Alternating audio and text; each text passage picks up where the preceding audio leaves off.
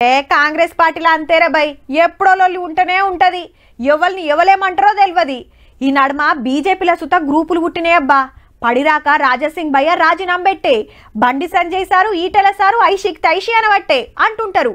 ఇక క్రమశిక్షణకు బండ గుర్తని పేరు పోయిన బీఆర్ఎస్ లా పార్టీ మీద ఒక్కలంటే ఒక్కలు సుత మాట్లాడరు. అందరి మాట ఒకటే, అందరి గీత ఒకటే అని గొప్పగా చెప్పుకునేది అప్పట్లా. కానీ ఇప్పుడు చూడు ఎట్లున్నదో. అటు అన్న తగ్గుతలేడు, ఇటు చెల్లె తగ్గుతలేదు. రేపు ఇద్దరు మీటింగులు ఉన్నాయి పోటీల మీద. బీఆర్ఎస్ విద్యార్థి సంఘం నాచారంలో పెడతా అంటే జాగృతి తరపున కోంపెల్లిలా. దానికి రామన్న పెద్ద సుటం అయితే దీనికి కవితమ్మ.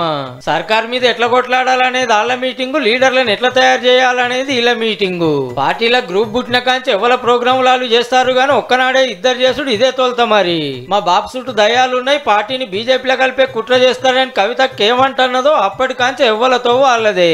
అటోళ్ళు ఇటు వస్తలేరు, ఇటోళ్ళు అటు పోతలేరు. తీన్మార్ మల్లన్న తోటైన గడబడిల సుత కారోళ్ళు గప్చుపున్నారు.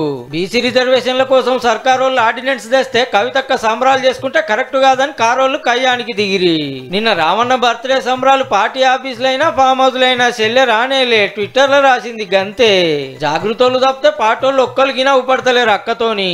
మరి రేపటి మీటింగ్ ఎవరు ముందనుకుర్రో ఎవరు వెనకనుకుర్రో గానీ ఒక్కనాడే అయ్యే వరకు పడనోళ్ళకి ఇంకింత సందు దొరికినట్టు అయింది. చూడాలి మరి రేపు ఎవరు మాట్లాడతారు.